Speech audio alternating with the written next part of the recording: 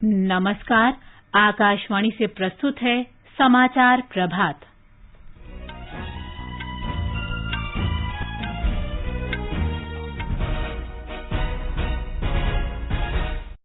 प्रधानमंत्री नरेंद्र मोदी ने कहा, सबसे बड़ी बुनियादी संपर्क योजना गति शक्ति से 21वीं सदी के भारत को मजबूती मिलेगी। राष्ट्रपति रामनाथ कोविंद लद्दाख और जम्मू कश्मीर की 2 दिन की यात्रा पर आज लेह पहुंचेंगे। वे द्रास में जवानों के साथ दशहरा मनाएंगे। भारत में कोविड रोधी टीकाकरण 96 करोड़ 78 लाख से अधिक। विश्व स्वास्थ्य संगठन ने कोविड की उत्पत्ति और अन्य संभावित महामारी का पता लगाने के लिए वैज्ञानिक सलाहकार समूह गठित करने की घोषणा की। भारत ने ब्रिटेन से आने वाले नागरिकों पर लगाए गए कोरोना प्रतिबंधों को वापस लिया। जम्मू कश्मीर के अवंतीपोरा में सुरक्षा बलों के साथ मुठभेड़ में जैश-ए-मोहम्मद का शीर्ष आतंकवादी मारा गया। राष्ट्रीय अन्वेषण अभिकरण ने जम्मू कश्मीर में कई छापों में आतंकियों से जुड़े 9 लोगों को गिरफ्तार किया। देश में आज महानवमी का पर्व धार्मिक श्रद्धा और उल्लास के साथ मनाया जा रहा है। माले में सैफ चैंपियनशिप में भारत ने मालदीव को हराकर फाइनल में प्रवेश किया। और आईपीएल क्रिकेट में शारजाह में दूसरे क्वालीफायर मुकाबले में कोलकाता नाइट राइडर्स ने दिल्ली कैपिटल्स को हराकर फाइनल में जगह बनाई।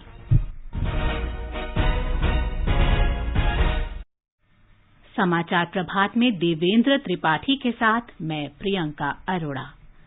भारत कोविड टीकाकरण अभियान के अंतर्गत 100 करोड़ टीके लगाने का लक्ष्य हासिल करने के निकट है। इस महत्वपूर्ण कार्य में योगदान करने वाले चिकित्सकों, नर्सों और अन्य स्वास्थ्य कर्मियों का आकाशवाणी अभिनंदन करता है। इसके साथ ही हम आपको सतर्क भी करना चाहते हैं कि कोविड अभी समाप्त नहीं हुआ है। आप सभी से हमारी अपील है कि यथाशीघ्र दोनों टीके लगवाएं और अन्य लोगों को भी टीके लगवाने के लिए प्रेरित करें। त्योहारों के समय कृपया इन 3 आसान उपायों का पालन अवश्य करें। मास्क पहनें, 2 गज की दूरी बनाए रखें, हाथ और चेहरा साफ रखें। कोविड से संबंधित कोई भी जानकारी और मार्गदर्शन के लिए राष्ट्रीय हेल्पलाइन नंबर 011-2397-8046 और 1075 पर संपर्क करें। अब समाचार विस्तार से। प्रधानमंत्री नरेंद्र मोदी ने कल नई दिल्ली के प्रगति मैदान में प्रधानमंत्री गति शक्ति राष्ट्रीय multi modal connectivity master plan का शुभारंभ किया और भारतीय व्यापार संवर्धन संगठन के नए प्रदर्शनी परिसर का उद्घाटन किया। प्रधानमंत्री ने इस अवसर पर कहा कि ये समग्र शासन का विस्तार है। उन्होंने कहा कि मास्टर प्लान से 21वीं सदी के भारत को मल्टी मॉडल कनेक्टिविटी और उन्नत बुनियादी ढांचा उपलब्ध होगा। पीएम गति शक्ति अब ये सुनिश्चित करेगी कि 21वीं सदी का भारत इंफ्रास्ट्रक्चर प्रोजेक्ट में कोऑर्डिनेशन में कमी की वजह से ना पैसे का नुकसान उठाए और ना ही समय गंवाए। पीएम गति शक्ति नेशनल मास्टर प्लान के तहत रोड से लेकर रेलवे तक, एविएशन से लेकर के एग्रीकल्चर तक विभिन्न मंत्रालयों को, विभागों को इससे जोड़ा जा रहा है। प्रधानमंत्री ने कहा कि बुनियादी ढांचे का विषय अधिकांश राजनीतिक दलों की प्राथमिकता नहीं रही और न ही उनके घोषणा पत्र में दिखाई दी। उन्होंने जोर देकर कहा कि बेहतर बुनियादी ढांचे के निर्माण से सतत विकास होता है और आर्थिक गतिविधियों को बढ़ावा मिलता है तथा रोजगार के अवसर पैदा होते हैं। श्री मोदी ने कहा कि देश के विकास के लिए ये महत्वपूर्ण है कि ढांचागत विकास से जुड़े सभी विभाग एक साथ आएं और एक दूसरे की क्षमताओं का इस्तेमाल करें। इस दृष्टिकोण ने पिछले कुछ वर्षों में देश को अभूतपूर्व गति प्रदान की है।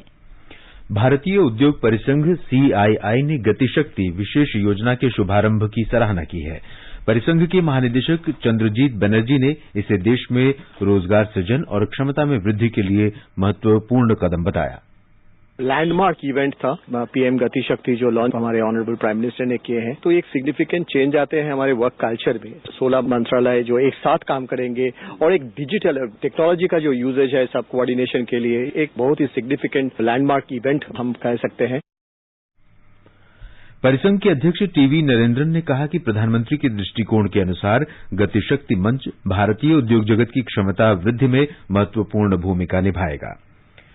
राष्ट्रपति रामनाथ कोविंद आज से लद्दाख और जम्मू कश्मीर की 2 दिन की यात्रा पर जा रहे हैं। हमारे संवाददाता ने बताया है कि राष्ट्रपति को लेह हवाई अड्डे पर गार्ड ऑफ ऑनर दिया जाएगा। राष्ट्रपति कल द्रास में जवानों के साथ दशहरा मनाएंगे। भारत के राष्ट्रपति श्री रामनाथ कोविंद आज सुबह लेह पहुंचेंगे। आगमन पर लेह हवाई अड्डे पर गार्ड ऑफ ऑनर के बाद लद्दाख के उपराज्यपाल आर.के. माथुर से बातचीत करेंगे। रामनाथ कोविंद दिन में सिंधु घाट में सिंधु दर्शन पूजा करेंगे। घाट पर वह धर्मगुरुओं से भी मुलाकात करेंगे। शाम को श्री कोविंद उधमपुर में सैनिकों के साथ बातचीत करेंगे। शुक्रवार को राष्ट्रपति और सशस्त्र बलों के सर्वोच्च कमांडर रामनाथ कोविंद द्रास में कारगिल युद्ध स्मारक पर माल्यार्पण करेंगे। सेना के वरिष्ठ अधिकारी उन्हें कारगिल युद्ध के बारे में जानकारी देंगे। बाद में राष्ट्रपति कोविंद युद्ध स्मारक पर सैनिकों से बातचीत करेंगे। उत्तरी सीमाओं में राष्ट्रपति के दौरे को देखते हुए जमीन पर और हवाई क्षेत्र में भी सुरक्षा का व्यापक इंतजाम किए गए हैं। आकाशवाणी समाचार के लिए लेह से रमेश चंद्रा। रक्षा मंत्री राजनाथ सिंह आज शंघाई सहयोग संगठन द्वारा सशस्त्र बलों में महिलाओं की भूमिका पर आयोजित वेबिनार में उद्घाटन भाषण देंगे। इस अंतर्राष्ट्रीय वेबिनार का आयोजन रक्षा मंत्रालय वीडियो कॉन्फ्रेंस के माध्यम से कर रहा है। इस अवसर पर प्रमुख रक्षा अध्यक्ष जनरल बिपिन रावत स्वागत भाषण देंगे। कार्यक्रम में शंघाई सहयोग संगठन के सदस्य देशों के प्रतिनिधि अपने अनुभव साझा करेंगे ताकि नीति निर्माताओं और इसे कार्यान्वित करने वालों को इसका लाभ मिल सके। वेबिनार 2 सत्रों में आयोजित होगा। पहला सत्र युद्ध अभियानों में महिलाओं की भूमिका के ऐतिहासिक महत्व पर आधारित होगा। इसकी अध्यक्षता एकीकृत रक्षा चिकित्सा की उप प्रमुख लेफ्टिनेंट जनरल माधुरी कानेटकर करेंगी। भारत के अतिरिक्त चीन, कजाखस्तान और किर्गिस्तान के वक्ता इस सत्र में अपने विचार साझा करेंगे। दूसरे सत्र की अध्यक्षता पूर्व विदेश सचिव निरुपमा राव मेनन करेंगी। इस सत्र का विषय है युद्ध में उभरते रुझान और महिला योद्धाओं की संभावित भूमिका। इस सत्र में पाकिस्तान, रूसी संघ, ताजिकिस्तान और उज्बेकिस्तान के प्रतिनिधि अपने विचार व्यक्त करेंगे। आगे बढ़ने से पहले एक नजर मुख्य समाचारों पर। प्रधानमंत्री नरेंद्र मोदी ने कहा, सबसे बड़ी बुनियादी संपर्क योजना गतिशक्ति से 21वीं सदी के भारत को मजबूती मिलेगी। राष्ट्रपति रामनाथ कोविंद लद्दाख और जम्मू कश्मीर की 2 दिन की यात्रा पर आज लेह पहुंचेंगे। वे द्रास में जवानों के साथ दशहरा मनाएंगे। भारत में कोविड रोधी टीकाकरण 96 करोड़ 78 लाख से अधिक हुआ। विश्व स्वास्थ्य संगठन ने कोविड की उत्पत्ति और अन्य संभावित महामारी का पता लगाने के लिए वैज्ञानिक सलाहकार समूह गठित करने की घोषणा की। भारत ने ब्रिटेन से आने वाले नागरिकों पर लगाए गए कोरोना प्रतिबंधों को वापस लिया। जम्मू कश्मीर के अवंतीपुरा में सुरक्षा बलों के साथ मुठभेड़ में जैश ए मोहम्मद का शीर्ष आतंकवादी मारा गया। राष्ट्रीय अन्वेषण अभिकरण ने जम्मू कश्मीर में कई छापों में आतंकवादी गतिविधियों से जुड़े 9 लोगों को गिरफ्तार किया। देश में आज महानवमी का पर्व श्रद्धा और उल्लास के साथ मनाया जा रहा है। माले में सैफ चैंपियनशिप में भारत ने मालदीव को हराकर फाइनल में प्रवेश किया और आईपीएल क्रिकेट में शारजाह में दूसरे क्वालीफायर मुकाबले में कोलकाता नाइट राइडर्स ने दिल्ली कैपिटल्स को हराकर फाइनल में जगह बनाई। देश कोविड रोधी टीकाकरण में जल्द ही 100 करोड़ के आंकड़े को छू लेगा। राष्ट्रव्यापी कोविड टीकाकरण अभियान के अंतर्गत अब तक देश भर में 96 करोड़ 78 लाख से अधिक कोविड रोधी टीके लगाए जा चुके हैं। स्वस्थ होने की दर बढ़कर 98.06% हो गई है। नीति आयोग के सदस्य डॉक्टर वीके पॉल ने आकाशवाणी से विशेष बातचीत में कहा कि कोरोना महामारी से बचाव के लिए टीकाकरण बहुत आवश्यक है। ये टीकाकरण सिर्फ नंबर की गेम नहीं है। टीकाकरण ये हमें इस महामारी की प्रकोप और मार से बचाने के लिए सक्षम हो गया है। 75% हो गए हैं। बाकियों को भी अंदर लाना है इस दायरे में और इस कवच के अंदर। तो ये अचीवमेंट है। डॉक्टर पॉल ने त्योहारों पर कोविड संक्रमण बढ़ने की आशंका को देखते हुए लोगों से घरों पर ही रहकर त्योहार मनाने की अपील की है। इस बारी के जो त्योहार हैं वो हम पूरे संयम से मनाएंगे। बाहर हम भीड़ में नहीं आएंगे। हमने बाजारों में भीड़ नहीं करनी है। मास्क वाला त्योहार होंगे। पूजा हो, चाहे दशहरा हो या दिवाली हो या ईद हो या क्रिसमस हो, हम जितनी भी जरूरत हो उतना ही बाहर निकलिए। कमरे के अंदर बैठे हैं तो कमरे की खिड़कियां खोल के रखिए। कमरे में ज्यादा लोग मत बैठिए। मास्क लगा के बैठिए अगर लोग और बैठे हुए हैं। ये प्रिकॉशन लेना बहुत ही जरूरी है। राष्ट्रीय टीकाकरण तकनीकी सलाहकार समूह के प्रमुख डॉक्टर एनके अरोड़ा ने बच्चों के टीकाकरण पर कहा कि किसी अन्य बीमारी से ग्रसित बच्चों के लिए अगले 4 से 6 हफ्ते में टीकाकरण शुरू हो जाएगा। हमें उम्मीद है कि 2022 की पहली तिमाही में हम सब बच्चों को टीकाकरण कर सकेंगे, लेकिन उससे पहले जो बच्चे बीमार हैं और जिनमें गंभीर बीमारी होने की संभावना है, हमें लगता है कि इस साल के अगले 4-6 हफ्ते में शुरुआत करी जा सके। नई दिल्ली के उत्तम नगर स्थित गांधी अस्पताल में स्वास्थ्यकर्मी उमेश कुमार ने टीकाकरण के महत्व पर बताया कि टीका लगवाने के बाद वह निडर होकर पूरे विश्वास के साथ मरीजों की सेवा कर रहे हैं।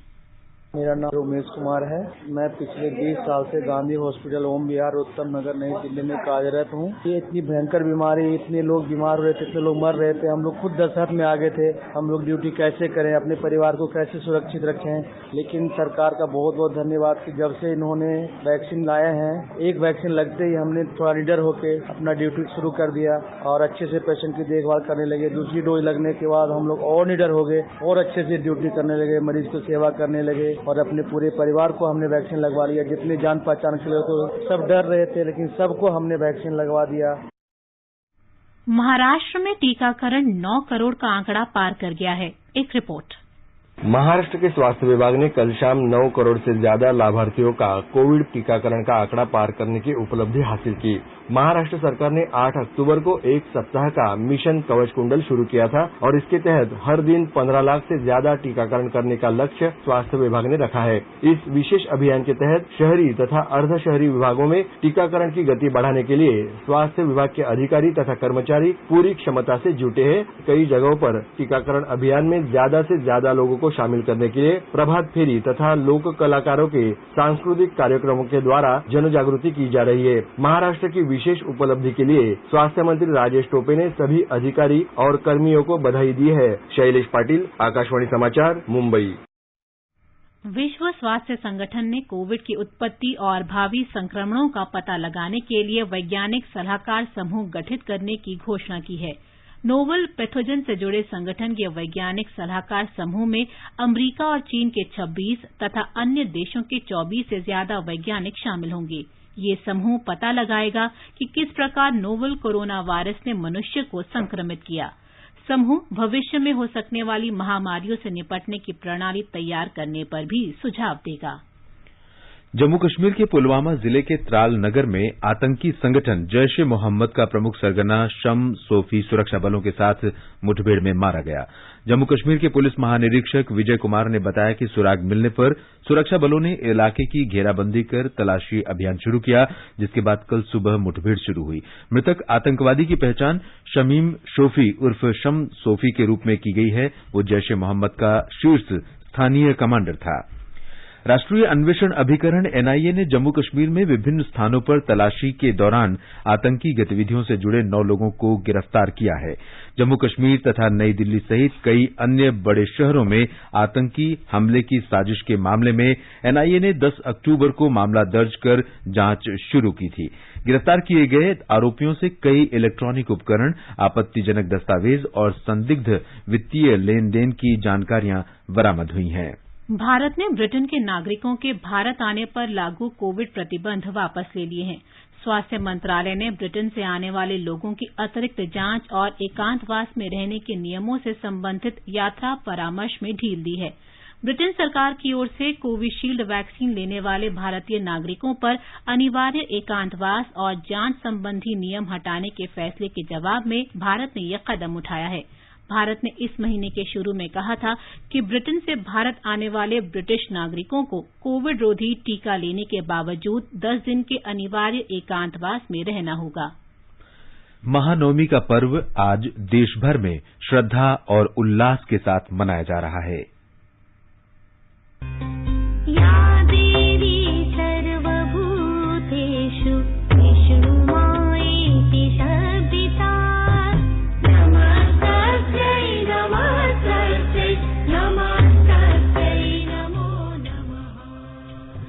नवरात्रि महोत्सव का 9वां दिन महानवमी के रूप में मनाया जाता है।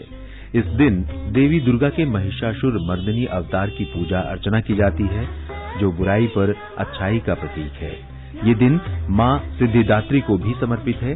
ऐसी मान्यता है कि इस दिन मां दुर्गा अपने भक्तों की मनोकामनाएं पूर्ण करती हैं।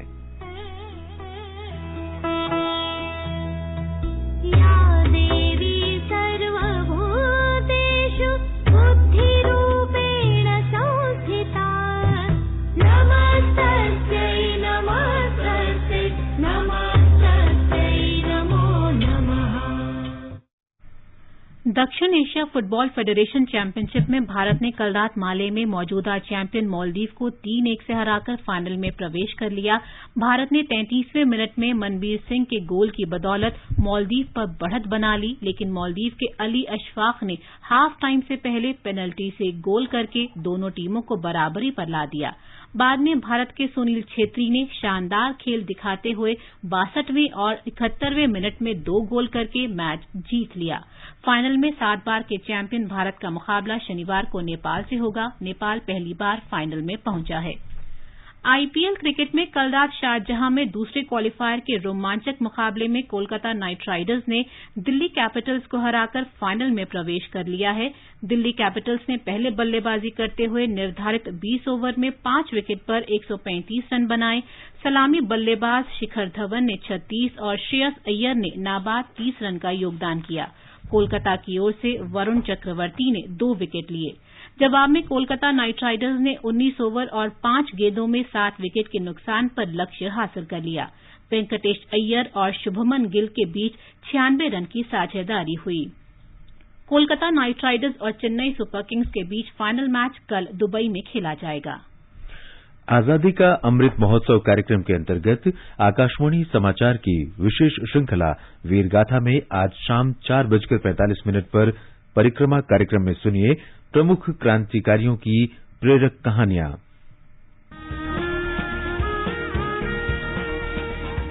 आजादी के अमृत महोत्सव के पावन अवसर पर आकाशवाणी समाचार के कार्यक्रम परिक्रमा में बृहस्पतिवार को शाम 4:45 पर सुनिए देश की आजादी में अपना अमूल्य योगदान देने वाले भारतीय स्वतंत्रता संग्राम के सेनानियों की वीरगाथा।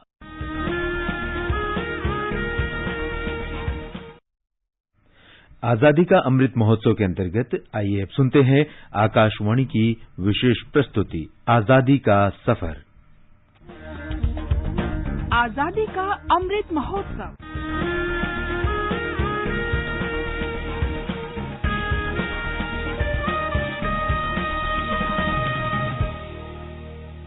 आजादी का सफर आकाशवाणी के संग भारत का शानदार स्वाधीनता संघर्ष आधुनिक विश्व के महानतम संघर्षों में से एक है। आकाशवाणी आपके लिए रोजाना ला रही है इस शानदार संघर्ष की झलक। आज महान स्वतंत्रता सेनानी और गदर आंदोलन के सदस्यों में से एक लाला हरदयाल की जयंती है। उनका जन्म 14 अक्टूबर 1884 को दिल्ली में हुआ था। अत्यधिक अध्ययनशील युवक हरदयाल ने इंडियन सिविल सर्विस में करियर को ठुकरा दिया। इसके बजाय उन्होंने अपनी बौद्धिक क्षमता का उपयोग कनाडा और अमेरिका में निर्वासित जीवन बिता रहे भारतीयों को भारत के स्वतंत्रता संघर्ष में शामिल होने की प्रेरणा देने के लिए किया। वो श्यामजी कृष्ण वर्मा और भीकाजी कामा के सहयोगी थे। लाला हरदयाल ने कैम्ब्रिज मिशन स्कूल में शिक्षा प्राप्त की और दिल्ली में सेंट स्टीफन्स कॉलेज में संस्कृत में स्नातक उपाधि ली। 1905 में उन्हें संस्कृत में उच्च अध्ययन के लिए ऑक्सफोर्ड यूनिवर्सिटी की 2 छात्रवृत्ति मिली। हालांकि 1907 में प्रकाशित द इंडियन सोशियोलॉजिस्ट पत्र में तर्क देते हुए उन्होंने अराजक विचारों की खोज शुरू की और कहा कि हमारा उद्देश्य सरकार में सुधार नहीं बल्कि सुधारों को परे रखकर आवश्यक हो तो इसके अस्तित्व के नाम मात्र अवशेष ही छोड़ना है। इस पत्र ने उन्हें पुलिस की निगरानी के रडार पर ला दिया। बाद में उसी वर्ष उन्होंने ऑक्सफोर्ड की प्रतिष्ठित छात्रवृत्तियां छोड़ दी और 1908 में भारत लौट आए। लेकिन भारत में भी उन्होंने अग्रणी समाचार पत्रों में कड़े लेख लिखने शुरू कर दिए। ऐसे में ब्रिटिश सरकार ने उनके कार्यों को सेंसर करने का फैसला किया। लाला लाजपत राय ने उन्हें भारत छोड़ने और विदेश जाने की सलाह दी। लाला हरदयाल फ्रांस और जर्मनी की यात्रा के दौरान ब्रिटिश विरोधी प्रचार करते रहे और ब्रिटिश विरोधी संघर्ष सफलतापूर्वक चलाने की कुंजी के रूप में पश्चिमी विज्ञान और राजनीतिक दर्शन की सराहना भी करते रहे। 1911 में वे अमेरिका पहुंच गए, जहां वे औद्योगिक संघों से जुड़ गए। 23 दिसंबर 1911 को भारत के वायसराय लॉर्ड हार्डिंग की हत्या के बसंत कुमार बिस्वास के प्रयास का हरदयाल पर गहरा असर पड़ा। हरदयाल के मार्गदर्शन में 1 नवंबर 1913 को गदर पार्टी की स्थापना हुई। अप्रैल 1914 में अराजक साहित्य के प्रचार प्रसार के कारण अमेरिका सरकार ने उन्हें गिरफ्तार कर लिया, लेकिन वो वहां से जर्मन शहर बर्लिन भागने में सफल रहे। बर्लिन में उन्होंने बर्लिन कमेटी के गठन में सहयोग किया और अंग्रेजों से लड़ाई के लिए जर्मन इंटेलिजेंस ब्यूरो की सहायता की। भारतीय डाक विभाग ने 1987 में लाला हरदयाल के सम्मान में डाक टिकट जारी किया। महान स्वाधीनता सेनानी लाला हरदयाल को स्वाधीनता सेनानी और उर्दू शायर सैयद फजलुल हसन की जयंती भी है। उन्हें हसरत मोहानी के नाम से जाना जाता है। उन्होंने 1921 में स्वतंत्रता के लिए इनकलाब जिंदाबाद का नारा दिया था। इनकलाब एक लड़ाई है जुल्म और नाइंसाफी के खिलाफ। इनकलाब एक हथियार है आदमी पर आदमी का शोषण रोकने के लिए। इनकलाब एक ऐलान है देश के नौजवानों को एकजुट करने के लिए। हसरत मोहानी का जन्म 14 अक्टूबर 1875 को उत्तर प्रदेश के उन्नाव जिले में हुआ था। स्वामी कुमारानंद के साथ मोहानी ने 1921 में इंडियन नेशनल कांग्रेस के अहमदाबाद अधिवेशन में भारत की संपूर्ण स्वतंत्रता की मांग सबसे पहले की थी। हसरत मोहानी ने भारत के स्वतंत्रता संघर्ष में भाग लिया और 1903 में कई वर्ष के लिए जेल भेजे गए। वे कई वर्ष तक कांग्रेस के सदस्य रहे। Mohani all India Muslim league से भी जुड़े रहे और 1919 में इसके अध्यक्ष रहे। वे भारत के विभाजन के विरोधी थे। 3 जून 1947 को विभाजन की योजना की घोषणा के बाद मोहानी ने ऑल इंडिया मुस्लिम लीग की सदस्यता छोड़ दी। जब देश का विभाजन हुआ तो उन्होंने स्वतंत्र भारत में रहने का विकल्प चुना। मोहानी भारत की संविधान सभा के सदस्य बने, लेकिन कोई सरकारी भत्ता नहीं लिया और कभी सरकारी निवास में भी नहीं रहे। इसके बजाय वो मस्जिदों में ठहरते और अन्य सवारियों के साथ बैठकर तांगे से संसद जाते थे। 13 मई 1951 को लखनऊ में मौलाना हसरत मोहानी का निधन हो गया। भारत की स्वतंत्रता के लिए समर्पित मौलाना हसरत मोहानी को सलाम। आजादी का सफर आकाशवाणी के संग में आज बस इतना ही। कल फिर मिलेंगे नई कड़ी के साथ।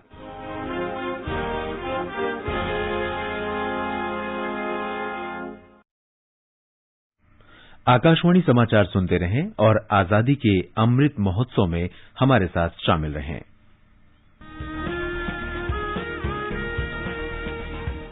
आजादी के 75 वर्षों का पर्व अमृत महोत्सव के पावन अवसर पर आकाशवाणी समाचार लेकर आया है अमृत महोत्सव क्विज। आप भी इस क्विज का हिस्सा बन सकते हैं। हमारे समाचार बुलेटिनों में पूछे गए स्वतंत्रता आंदोलन से जुड़े प्रश्नों का जवाब देकर। आपसे ये सवाल प्रत्येक सोमवार और मंगलवार को सुबह 8 बजे प्रसारित होने वाले बुलेटिन समाचार प्रभात में पूछे जाएंगे। श्रोता ईमेल amritmahotsav@gmail.com पर अपने जवाब भेज सकते हैं। जवाब के साथ आप अपना नाम, पता और फोन नंबर भी भेजिए ताकि विजेता बनने पर हम आपसे संपर्क कर सकें। विजेता का चुनाव ईमेल पर मिले सही जवाबों में से लकी ड्रॉ के माध्यम से होगा और इसकी घोषणा अगले दिन इसी बुलेटिन में की जाएगी। विजेता को प्रमाण पत्र के साथ एक उपहार भी दिया जाएगा। साथ ही विजेता का नाम हमारे ट्विटर हैंडल पर भी फ्लैश होगा। तो आइए मनाएं आजादी के 75 वर्षों का पर्व अमृत महोत्सव आकाशवाणी समाचार के साथ।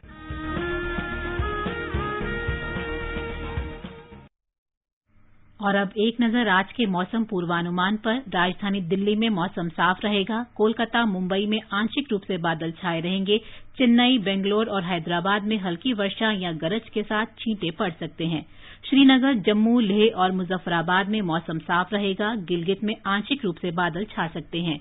इम्फाल, शिलांग, कोहिमा, आइजॉल, ईटानगर, अगरतला और गुवाहाटी में भी बादल छाए रहेंगे। 1 या 2 बार गरज के साथ बारिश भी हो सकती है। ये समाचार हमारी वेबसाइट newsonair.gov.in/hindi पर भी उपलब्ध हैं। देवेंद्र, अब बताएं कि आज के समाचार पत्रों में क्या विशेष है। जी प्रियंका, प्रधानमंत्री द्वारा बुनियादी ढांचे से जुड़े गति शक्ति राष्ट्रीय मास्टर प्लान के शुभारंभ को दैनिक जागरण और अमर उजाला सहित अधिकांश अखबारों ने प्रमुखता दी है। राष्ट्रीय सहारा का कहना है, इकोनॉमी को एक और बूस्टर डोज। राजस्थान पत्रिका ने नए भारत की नींव शीर्षक से लिखा है, प्रधानमंत्री ने शुरू की अगले 25 साल के विकास की योजनाएं। शक्ति पूजा के दिन देश को भेंट की 100 लाख करोड़ की गति शक्ति।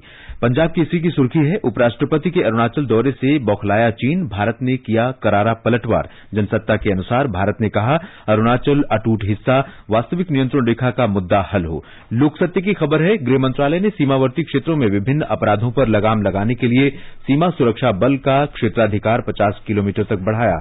हिन्दुस्तान ने लिखा है, बीएसएफ को जांच अभियान चलाने और जब्ती की भी मिली ताकत, पाकिस्तान और बांग्लादेश सीमा पर मिला अधिकार।